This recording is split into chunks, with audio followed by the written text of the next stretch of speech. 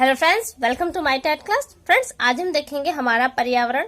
आज हम इस बुक का लास्ट टॉपिक कंप्लीट करेंगे, बट लास्ट टॉपिक होने के बावजूद भी हमारा अभी कुछ रह जाएगा। क्या रह जाएगा?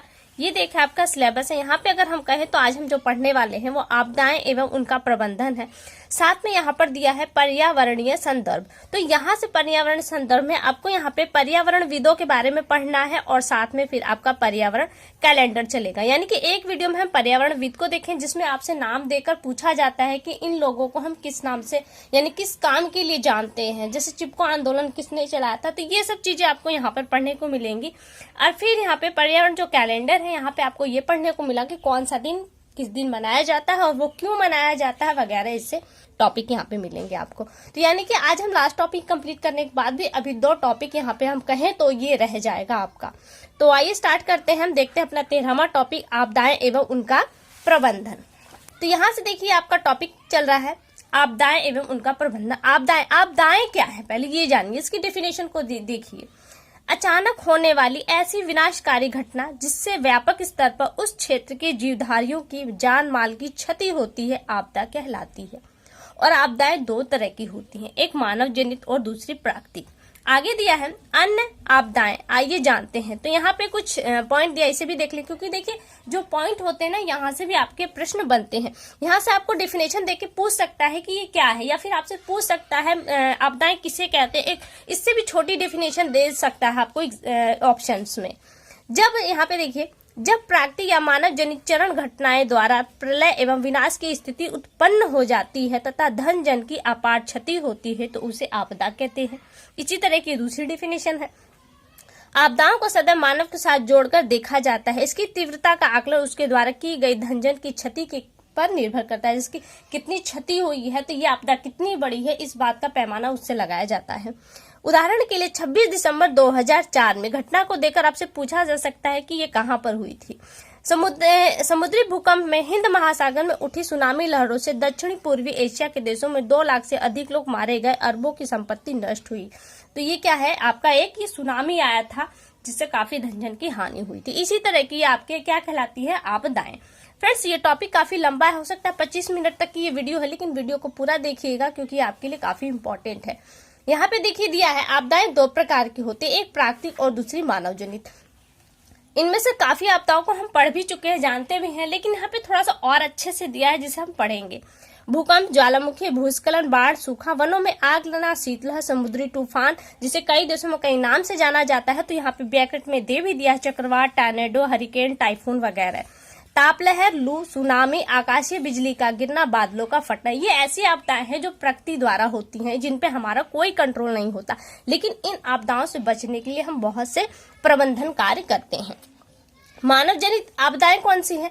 बमों का विस्फोट, नाभिकीय रिएक्टर संयंत्रों में रेडियो एक्टिव तत्वों का रिसाव, रासायनिक कारखानों में जहरीली गैसों का रिसाव, मानव जनित भूस्खलन, मिट्टी का कटाव, मृदा अपरदन जिसे कहते हैं, जनसंख्या विस्फोट, भीषण रेल एवं वायुयान दुर्घटनाएं, आग लगना और महामारी जैसा कि इस वक्त चल रही है। तो आइए हम एक एक करके इनके बारे में थोड़ा सा पढ़ लेते हैं। पहले हम पढ़ेंगे प्राकृतिक आपदा। प्राकृतिक आपदा में आपका सबसे पहला है भूकंप। भूकंप देखिए, भूकंप एक विनाशकारी प्राकृतिक आपदा है। जब तीव्र गति का भूकंप आता है तो इससे अपार धनजन की हानि होती है। तो ये भूकंप के बारे में कुछ दिया गया, जो चीजें आप जानते हैं मैं उसे यहाँ छोड़ दूंगी, आगे चलूंगी।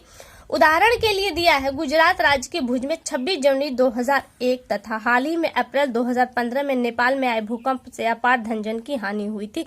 घटना देकर पूछा जा सकता है कि ये घटना किस चीज से जुड़ी है। तो ये घटना आप देख रहे हैं भूकंप से जुड़ी हुई थी। भूकंप की उत्पत्ति पृथ्वी के प्लेटों के किसी भाग के असंतुलन उत्पन्न होने से होती है। जानते हैं पृथ्वी के नीचे बहुत बड़ी बड़ी चट्टानें होती हैं, ये एक प्लेट की तरह होती है, जिसे इनको प्लेटें कहा जाता है। जब ये प्लेटें ये हमेशा गतिशील होती हैं, लेकिन कभी कभी क्या होता है ये आपस में डिसबैलेंस हो जाती हैं और ये प्लेटें एक दूसरे पर गिरती हैं धीरे से, और ये क्या होता है पृथ्वी को झटका देती हैं, जो भूकंप के रूप में पृथ्वी पर आता है।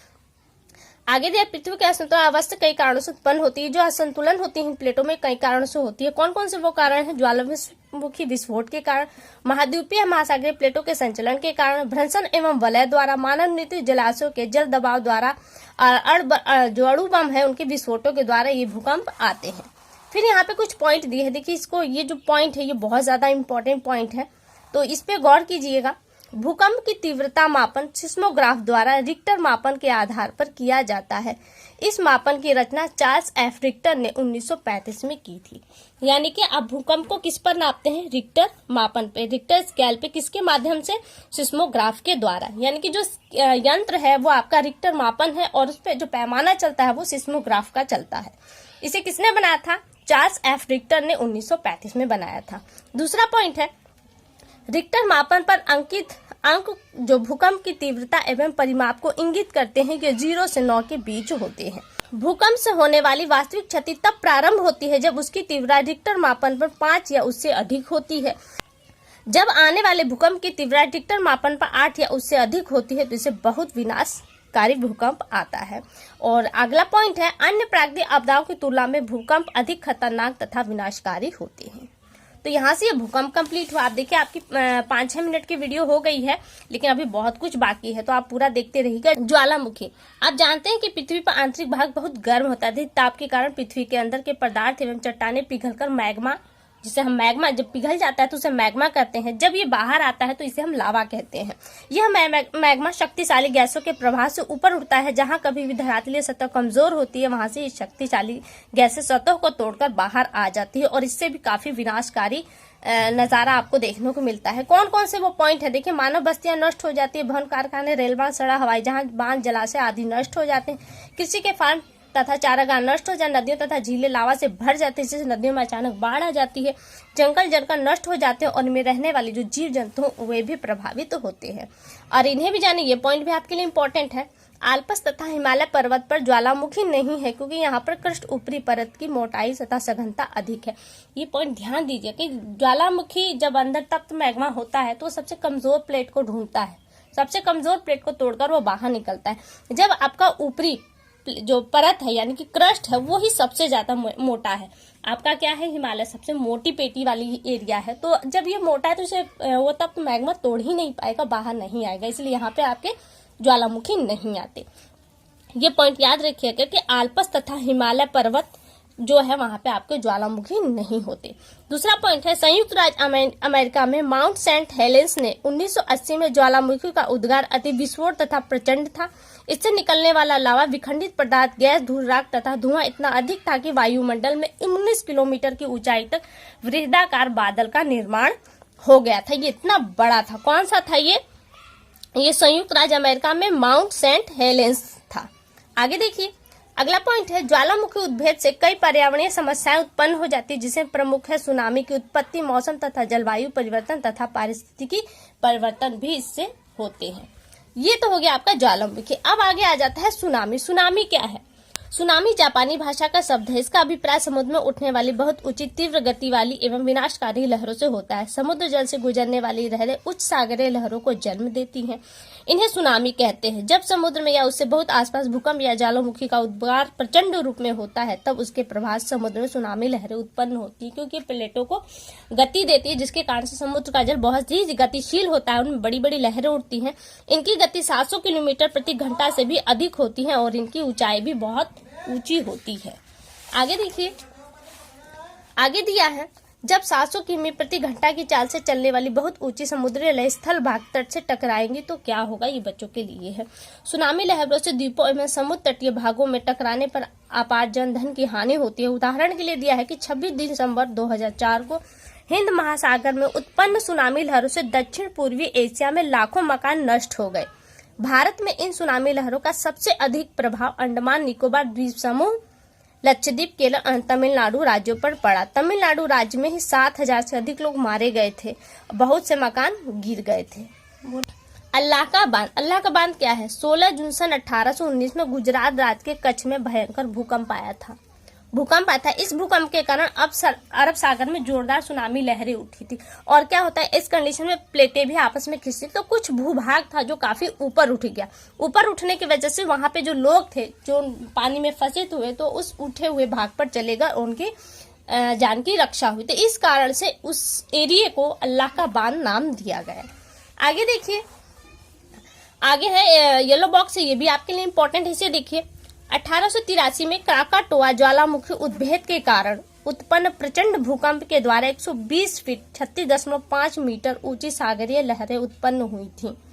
ये लहरें इतनी प्रचंड थी कि इसके कारण जावा एवं सुमात्रा के तटवर्तीय भाग जलमग्न हो गए तथा 36,000 व्यक्ति मारे गए थे। कौन सा ज्वालामुखी फटा था? क्राकाटोआ ज्वालामुखी। अब आपका आ जाता है चक्रवात तथा तूफान। ये देखिए, हम प्राकृतिक आपदाओं के बारे में पढ़ रहे हैं। चक्रवात की उत्पत्ति स्थलीय एवं समुद्री दोनों भागों में होती है। इससे समुद्री चक्रवात सर्वाधिक शक्तिशाली, विध्वंसक, खतरनाक तथा प्राणघातक होते हैं। इन समुद्री चक्रवातों को विश्व के विभिन्न देशों में विभिन्न नामों से जाना जाता है। जैसे संयुक्त राज्य अमेरिका में इसे हरिकेन कहा जाता है, वहीं चीन, जापान तथा फिलीपींस में इसे टाइफून के नाम से जाना जाता है। बांग्लादेश तथा भारत में इसे चक्रवात और ऑस्ट्रेलिया में वहीं इसे विली विली कहा जाता है। अब आगे देखिए, इसका उदाहरण दिया है 12 अक्टूबर 2014 का आंध्र प्रदेश के विशाखापट्टनम एवं ओडिशा के तटीय क्षेत्र से चक्रवाती तूफान टकराया था। ये इंडिया के बारे में दे रहा है।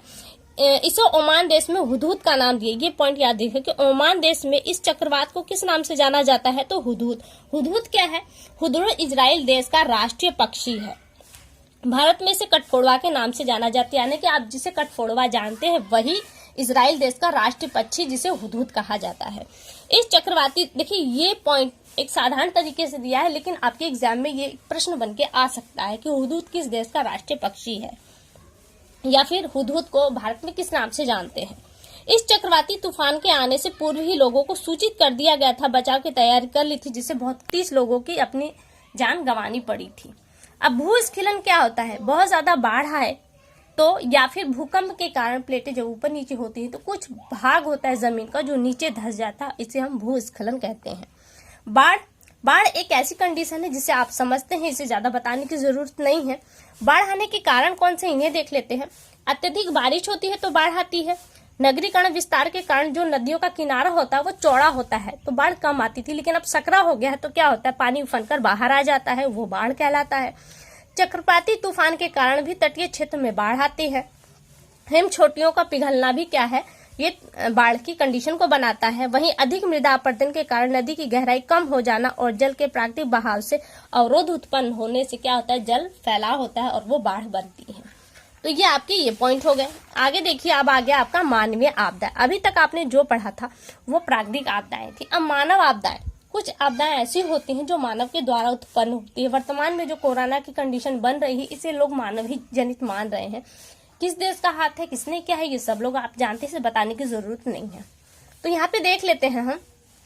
आज हमारी आवश्यकता बहुत अधिक बढ़ गई है। अपनी भौतिक सुख सुविधाओं के लिए बिजली का उत्पादन कोयला, पेट्रोल, जल के साथ साथ परमाणु ऊर्जा से कर रहे हैं। हम अपने तकनीकी एवं प्रौद्योगिक ज्ञान के माध्यम से ऐसी अनेक चीजें बनाने लगे हैं जिसका प्रयोग करने या रखरखाव में लापरवाही होने पर भीषण दुर्घटनाएं घटित हो जाती हैं। यहाँ से आपके पॉइंट प्रश्न बने हैं, इसलिए इस पॉइंट को ध्यान दीजिएगा। इन घटनाओं को मानवीय आपदा के नाम से जाना जाता है। उदाहरण के लिए द्वितीय विश्व युद्ध के समय संयुक्त राज्य अमेरिका ने जापान के नागासाकी और हिरोशिमा पे अणु बम गिराया था। तो ये क्या था? ये मानव जनित एक आपदा थी। उसका प्रभाव आज तक कई रूपों में देखा जा सकता है। इस प्रकार भारत में भोपाल शहर में 2-3 दिसंबर 1984 में जहरीली गैस के रिसाव से हजारों लोगों की मृत्यु हो गई थी। हजारों लोगों ने इससे प्रभावित हुए जो अनेक प्रकार की बीमारियों से ग्रसित है। अभी भी ये लोग ग्रसित है और अभी भी वहां पे विकलांगता आपको देखने को मिलेगी। तो इसे दिया है, इस घटना को भोपाल गैस त्रासदी के नाम से जाना जाता है। सन 1986 में यूक्रेन के चेरनोबिल स्थित परमाणु ऊर्जा संस्थान में भीषण नाभिकीय दुर्घटना हुई। इससे निकलने वाली भारी मात्रा में रेडियो एक्टिव पदार्थ से हजारों लोगों की मृत्यु हो गई। इस नाभिकीय दुर्घटना का प्रभाव रूस तथा उसके पड़ोसी राष्ट्रों पर भी नहीं बल्कि दूर दूर तक, यानी कि भारत में भी इसका प्रभाव आपको देखने को। नागासाकी, हिरोशिमा पर अणु बमों का गिरना, भोपाल गैस त्रासदी और चेरनोबिल नाभिकीय दुर्घटना आदि मानव जनित आपदाओं के ये रूप है। तो ये क्या है? मानव जनित आपदाएं हैं जो मानव द्वारा होती है। हालांकि जानबूझ के नहीं की जाती, कुछ कमियों के कारण होती हैं। आगे आपका आता है एड्स, एक ज्वलंत मानवीय आपदा। एड्स भी एक मानवीय आपदा है।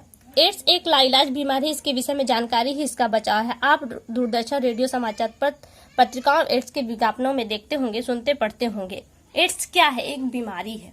देखिए यहाँ पे जो पॉइंट बनने लाए हैं उसे देख लेते हैं। एड्स शब्द अंग्रेजी भाषा में AIDS यानी कि एड्स के 4 अक्षरों से मिलकर बना है, जिसका अर्थ निम्नलिखित है। ए, एक्वायर्ड, जिसे अर्जित किया गया हो।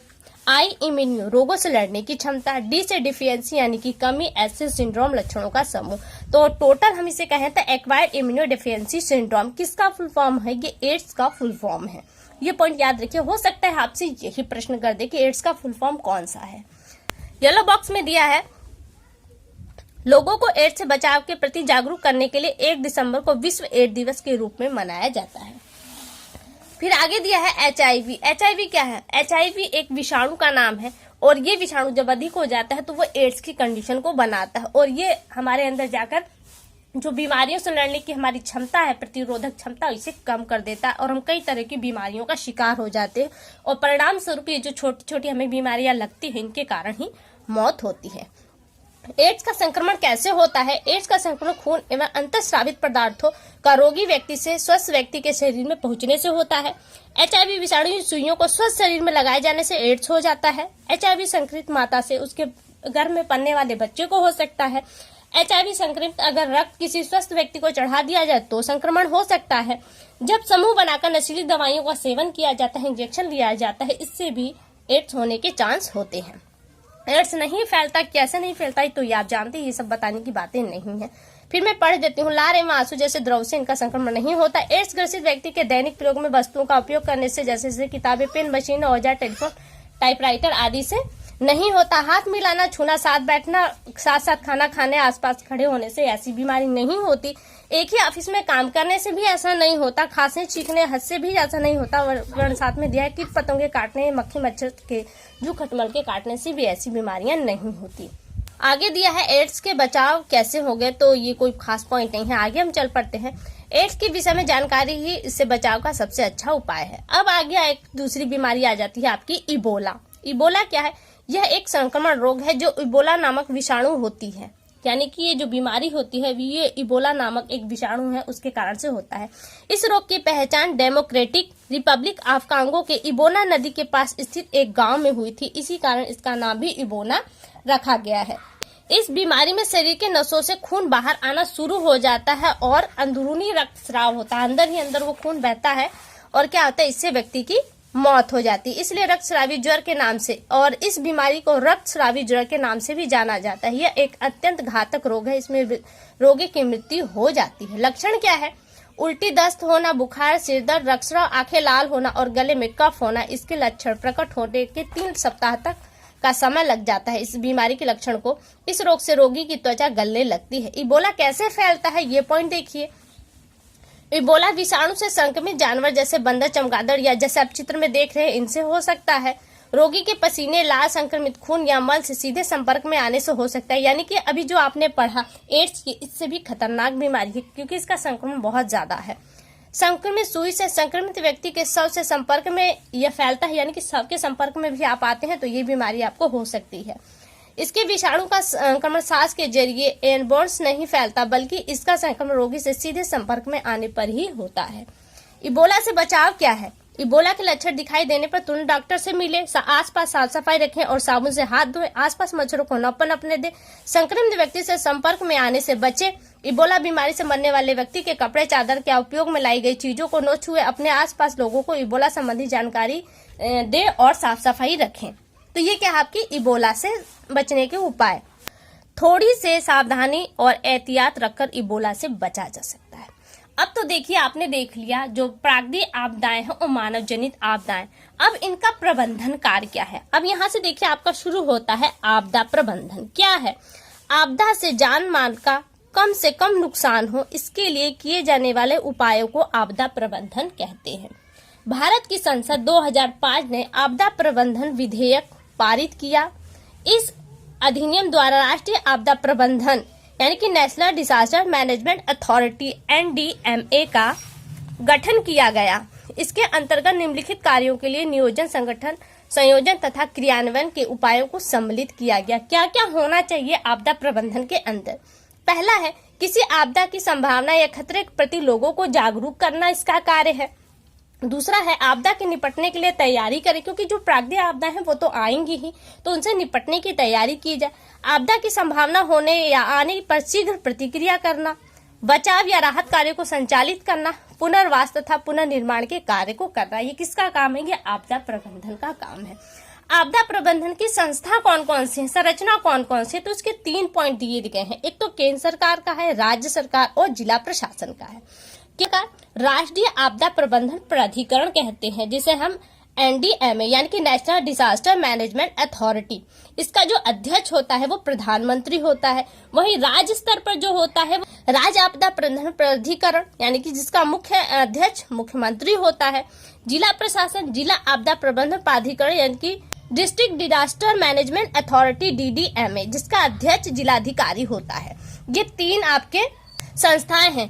केंद्र, ये देखिए केंद्र में राष्ट्रीय आपदा प्रबंधन प्राधिकरण चलेगा और राष्ट्रीय होने पर यहाँ पे जो अध्यक्ष होगा वो प्रधानमंत्री हो जाएगा। राज्य पे होगा तो राज्य आपदा प्रबंधन प्राधिकरण होगा और राज्य का मुख्यमंत्री होंगे अध्यक्ष। वहीं जिला का आपका जिलाधिकारी हो जाएगा। ये ध्यान दीजिएगा, आपसे प्रश्न बन सकता है कि राष्ट्रीय आपदा प्रबंधन प्राधिकरण यानी कि नेशनल डिजास्टर मैनेजमेंट अथॉरिटी का अध्यक्ष कौन है, तो वो प्रधानमंत्री हो। बस आप पहले वर्ड पर ध्यान दीजिएगा तो आप छाट लेंगे। और दूसरा दे सकता है कि आपसे ये शॉर्टकट नेम देगा यानी कि NDMA देगा, इसका फुल फॉर्म आपसे पूछ सकता है। अब येलो बॉक्स देखिए, येलो बॉक्स में दिया है राष्ट्रीय आपदा प्रतिक्रिया बल यानी कि national disaster response force NDRF का प्रमुख कार्य आपदाओं के समय राहत और बचाव कार्य में सक्रिय भूमिका निभाना होता है। इस बल के जवान विभिन्न प्रकार के प्राकृतिक एवं मानवजनित आपदाओं से निपटने के लिए पूर्ण रूप से प्रशिक्षित होते हैं। कभी भी आपने अगर न्यूज चैनल देखा होगा तो कोई आपदा आती है तो वहाँ पे आपने ये सुना होगा कि NDRF की टीम वहाँ पहुंच चुके जो युद्ध स्तर पर बचाव कार्य कर रही है। तो ये जो NDRF की टीम होती है बचाव कार्य करती है। यहाँ पे दिया है नेशनल डिजास्टर रिस्पांस फोर्स यानी NDRF। आगे दिया है आपका आपदा प्रबंधन की अवस्थाएं, तो 3 अवस्थाएं यहाँ पे दी गई है। आपदा से पहले, आपदा के समय, आपदा के पश्चात। आपदा से पहले आपदा के बारे में आंकड़े और सूचना को एकत्र करना, आपदा से संभावित क्षेत्र का मानचित्र तैयार करना, लोगों को इसके बारे में जागरूक करना, आपदा की योजना बनाना, तैयारियां करना और बचाव का उपाय करना। ये किसके आएगा, आपदा से पहले। और आपदा के समय युद्ध स्तर पर बचाव व राहत कार्य कौन करता है, NDRF की टीम करती है। जैसे आपदाग्रस्त क्षेत्र से लोगों को निकालना, राहत कैंप, जल, भोजन व दवाइयां आदियों की आपूर्ति करना। तीसरा है आपदा के पश्चात। आपदा के पश्चात पुनर्वास का कार्य होता है। प्रभावित लोगों को पुनर्वास, भविष्य में आपदाओं से निपटने के लिए कार्य योजना तैयार करना आदि ये काम आते हैं। आपदाओं को रोकने, जनधन हानि को कम करने के लिए हम निम्नलिखित कार्य कर सकते हैं। अधिक से अधिक पौधरोपण करें, आवश्यकता से अधिक प्राकृतिक वस्तु उनका दोहन न करें, भूकंप रोधी डिजाइन वाले मकान बनवावें, आपदा के समय प्रयोग होने वाले उपकरणों जैसे अग्निशमन यंत्र, नाव, मेडिकल किट आदि व्यवस्थित करें, आपदा के समय खुद न डरे और दूसरों को भी न डरे। ऐसे बहुत सारे पॉइंट है जो आप जानते तो इन्हें बताने की जरूरत नहीं है। और आगे दिया है विभिन्न आपदाओं से बचने हेतु निम्नलिखित उपाय कर सकते हैं। तो ये आग से बचने के लिए कौन से उपाय हैं, तो ये आप जानते हैं, इन्हें बताने की जरूरत नहीं है। बाढ़ के समय और वहीं फिर जब भूकंप आता है तो इस समय आप कौन से कार्य करेंगे। तो फ्रेंड्स यहाँ से देखिए आपकी ये टॉपिक खत्म होता है, आपदा और उनका प्रबंधन। अब यहाँ से आपका अभ्यास कार्य शुरू हो जाता है। तो अभ्यास कार्य में प्रश्न उत्तर जिसे हम छोड़ देते हैं, फिर बहुविकल्पीय प्रश्न है, इन्हें हम करते हैं। सही विकल्प के सामने वृत्त को काला करना है। जापान में चक्रवात को क्या कहते हैं, तो जापान में चक्रवात को टाइफून कहते हैं। अगला है राष्ट्रीय आपदा प्रबंधन प्राधिकरण का अध्यक्ष कौन होता है, तो 3 स्तर पे आपने देखे थे, राष्ट्र, राज्य और जिला पे। तो राष्ट्र का कौन होता है, प्रधानमंत्री होता है। तो ऑप्शन ए आपका यहाँ पे सही हुआ। आगे दिया है निम्नलिखित में प्राकृतिक आपदा नहीं है, प्राकृतिक आपदा नहीं है, भूकंप, बाढ़, सुनामी। तो ये तीनों क्या है, आपकी प्राकृतिक आपदाएं हैं। बमों का विस्फोट क्या है आपका, ये मानव जनित आपदा है। अगला है मिलान करना है आपको, भूकंप किस तरह की आपदा है, तो ये प्राकृतिक आपदा है। और आग अगर लगती है तो वो किस तरह की आपदा है, वो मानव जनित आपदा है। राहत व पुनर्वास का कार्य आपदा प्रबंधन का करता है। वह HIV क्या है, एक एड्स की स्थिति को दिखाता है। फिर आगे आपका सही गलत है, इसे भी कर लेते हैं हम। भगदड़ एक प्राकृतिक आपदा है, तो ये गलत है, ये मानव जनित आपदा है। भूकंप की तीव्रता रिक्टर मापन पर नापी जाती है, तो ये पॉइंट आपका सही है। भारत में चक्रवात को विली विली कहा जाता है, तो ये पॉइंट गलत है कि भारत में चक्रवात को चक्रवात ही कहा जाता है। ताप लहर यानी कि लू मानव जनित आपदा है, नहीं, ये प्राकृतिक आपदा है, लू का चलना। तो यहाँ से ये पॉइंट भी आपका गलत हुआ। तो फ्रेंड्स यहाँ से देखिए आपका ये टॉपिक कंप्लीट होता है। और इसके बाद जो हम देखेंगे उसमें हम पर्यावरणविद के बारे में जानेंगे, ये जिसे आप देख रहे हो। और इसके बाद एक और टॉपिक आपका वीडियो बनेगी जो पर्यावरण कैलेंडर पर आधारित होगी। तो फिलहाल के लिए केवल इतना। अगली वीडियो में आपसे फिर मुलाकात होगी, तब तक के लिए नमस्कार।